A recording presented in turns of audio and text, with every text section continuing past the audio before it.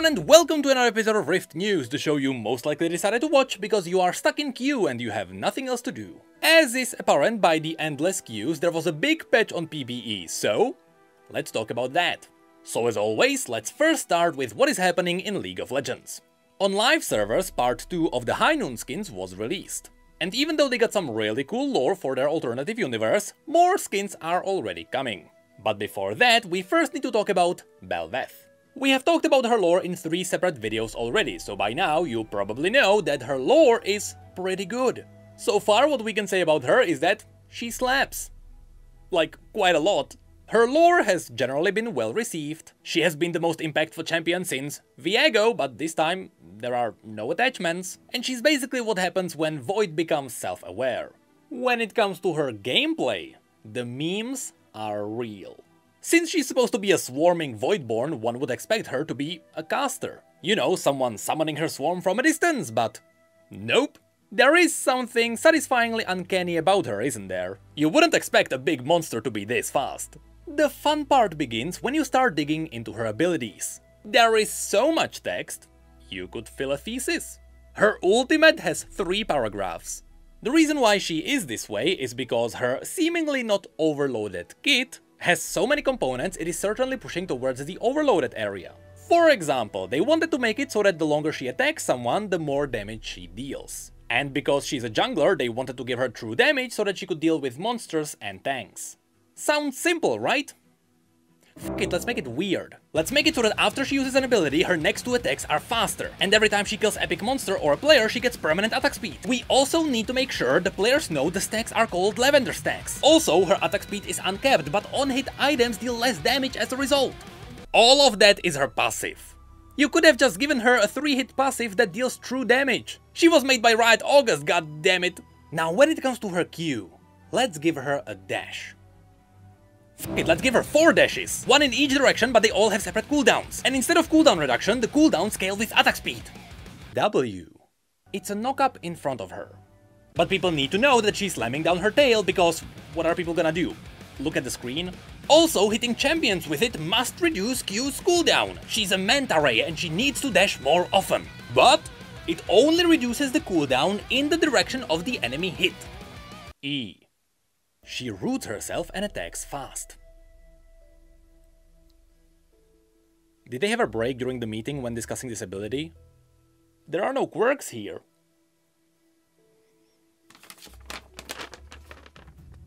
Ah, execute. And then her ultimate. To keep up with the joke, I would first give you the simplified version of it. But there is none. Basically, on top of the 3 passives, her ultimate gives her a 4th passive. She will now deal extra true damage with her every other attack that stacks infinitely. The active component is that after she kills an epic monster or a player, the enemy drops a void coral. Bel'Veth can then right-click it, teleport to it and explode, dealing true damage based on missing health. And after exploding, she reveals her true self. She hides her head, gaining bonus health, bonus range, bonus attack speed, bonus movement speed out of combat. She can now dash through walls, and she gives you a coupon into McDonald's because f*** it. Overall, she does feel simple to play, but oh my god, are there a lot of passive components in her kit. Now, we spent quite a lot of time talking about the gameplay, so now on to skins. Even though some people may remember the old Manta Ray champion in the old Battlecast Vel'Koz skin, that's not what she got. She got a Battle Boss skin, because we all like a good missed opportunity. It is fine, but in this skin, her body is not actually her face, proving that her head is really just there to sell skins. Speaking of selling skins, you may remember that the last summer skin line didn't really do that well. So this time Riot reworked pool parties. Introducing Ocean Song. This is basically pool party at the sea. But the abilities play music. That's where most of the focus will be. First of all, there is Ashe. She got floaty wings instead of her cape. Even though they could have used a towel, but I'm not a designer. Her abilities have nice watery effects. She shoots a clam at you with her ultimate, take it for what you will. And there are some really cool musical effects on her W and E. And then we have Nidalee. At first, she looks great. and then reality settles in. The in-game model is Sunburnt Nidalee. Because all Nidalee really does is throw spears, that's where the focus is. But still, her cougar form heavily carries the skin. It's a Bollywood Vaporeon! And then there is Yone. What happened to him? Why does he look like a total douche? Is this what people at summer parties look like? No wonder I spent my childhood summers with Garrus Vakarian. To be fair, it's not a bad skin. The spell effects are really cool, especially since they are themed around the sand and the ocean blades. But man, is the tone really different from the original Yone. Also, when you give a comedic skin to an edgy champion, to return the sealed to their rightful place. At least remove the recall voice lines. And then we have Zeri. To be fair, that skin is brilliant. It fits her really well and the color scheme is awesome. Her shots also sound like drums. There is not much to point out here. It's good. And lastly we have Seraphine. It's a musical character in a musical skin line. If I complain about this one, people will think I have bipolar syndrome. So let's talk about the prestige version. Riot seems to be on a roll with good prestige skins. While it may seem to be just champagne pink, it is not. It has a totally different brand new model and brand new abilities. For example, unlike the original, here her Q shoots dolphins. As in she shoots the dolphins, not that she shoots the dolphins. Overall, it's pretty good. But the best part is, the relentless Seraphine fans will no longer complain about no skins. Then of course, all of these arrive with their own chroma skins. The Bel'Veth chromas are a bit weird, but Nidalee's chromas keep the base version interesting, and when it comes to the others, they straight up change their clothing.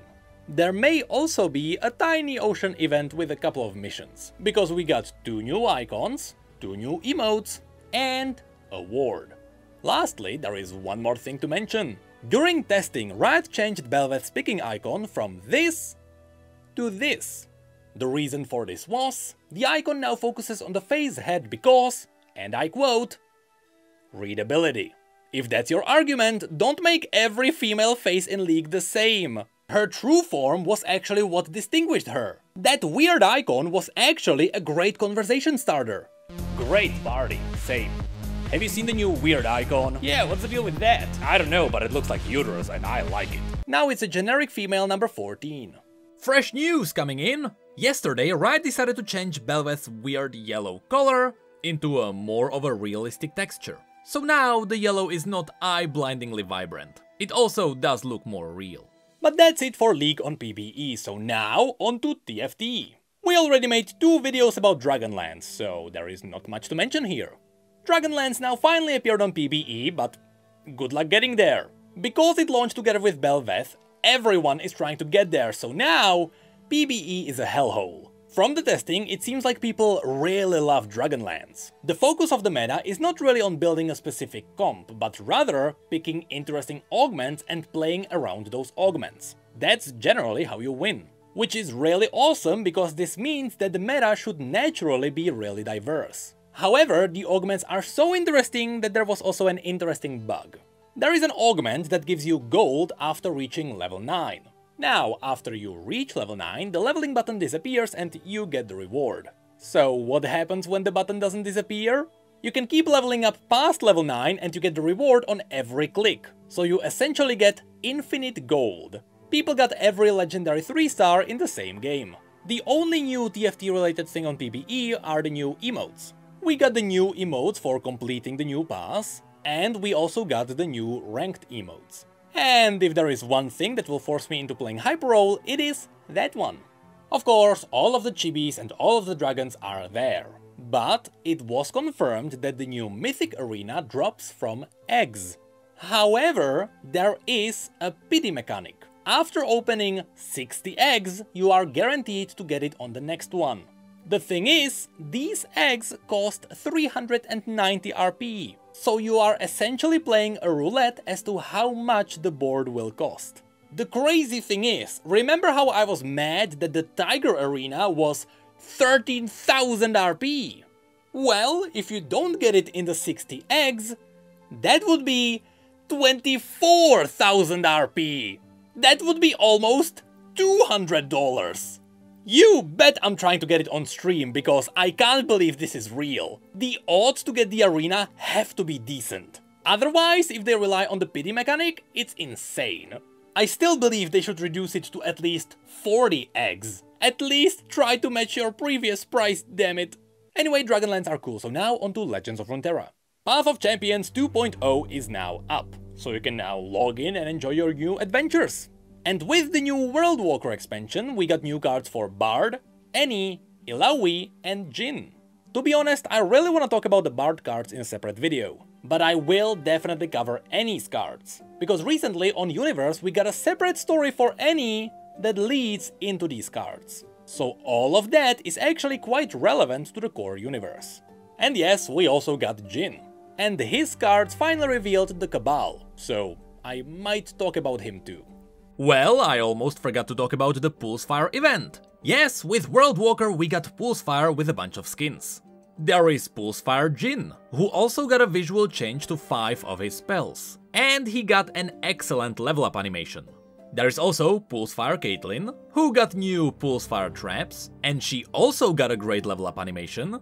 Then there is really cool Pulsefire Aphelios, who got a new visual for every single one of his guns. Then there is Thresh, who did not get new cool cards, but his hook animation is actually Pulsefire now. Then there is also Lucian, he's just Lucian. And then there is Akshan, with 6 new treasures. This all comes in with a really cool board. In the background you can see the different worlds. There are new guardians from the past, including Tibbers, Pulsefire Tibbers, and Pulsefire Chip. Then we got some new card backs, more card backs for beating the first version of Path of Champions, and some of the best emotes yet, including Jhin, Aphelios, Akshan, Caitlyn, and Poro.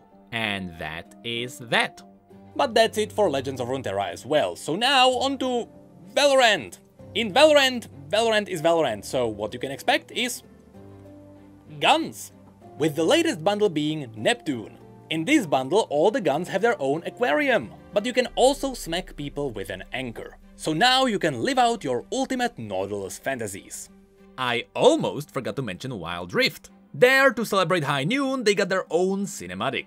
It's a really high quality cinematic, it looks amazing, but most importantly, Bort is back. This makes sense because Thresh returns. And that is it.